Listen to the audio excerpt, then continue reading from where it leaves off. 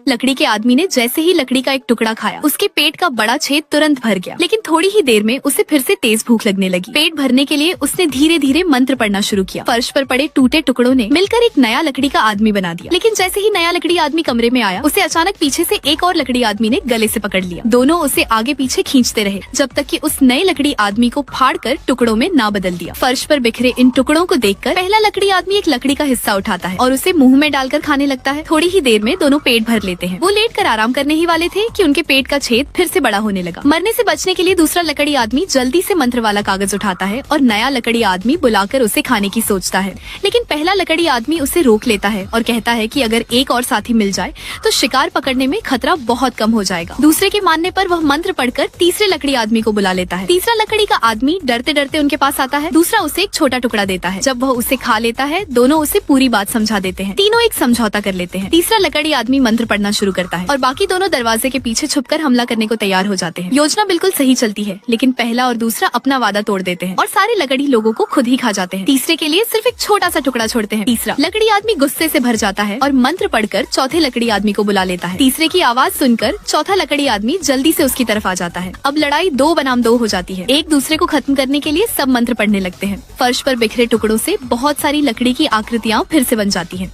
सब 2 ग्रुप में बढ़ जाते हैं। एक तरफ पहले के बुलाए हुए और दूसरी तरफ तीसरे के बुलाए हुए। जैसे ही दरवाजा बंद होता है, दोनों टीमें एक दूसरे पर टूट पड़ती हैं। भयंकर लड़ाई शुरू हो जाती है और थोड़ी ही देर में लकड़ी के ढेर बिखर जाते हैं। लंबी लड़ाई के बाद लकड़ी लोगों की संख्या धीरे धीरे कम होती जाती है। आखिर में सिर्फ पहला और तीसरा लकड़ी आदमी ही बचते हैं और आपस में भिड़ जाते हैं। दोनों कोई भी पीछे हटने को तैयार नहीं। दोनों एक दूसरे को मार गिराने की ठान लेते हैं। इसी बीच तीसरा लकड़ी आदमी पहले की जीभ काट लेता है। पहला दर्द से चीख उठता है और गुस्से में एक मुक्का मारकर तीसरे का सिर फोड़ देता है। अब सिर्फ पहला लकड़ी आदमी ही बचा था। वह अकेला खड़ा इधर उधर देखता रहता है। धीरे धीरे सारे टुकड़े भी खत्म हो जाते हैं। तभी उसे याद आता है कि वह फिर से मंत्र पढ़कर नए लकड़ी आदमी बुला सकता है। वह मंत्र उठाता है और दरवाजे के पीछे छुपकर मंत्र पढ़ने ही वाला था कि उसे पता चलता है वह आवाज ही नहीं निकाल पा रहा, क्योंकि तीसरे ने उसकी जीभ पहले ही काट दी थी। आखिरकार पहला लकड़ी आदमी धीरे धीरे भूख से तड़प कर मर जाता है। हाय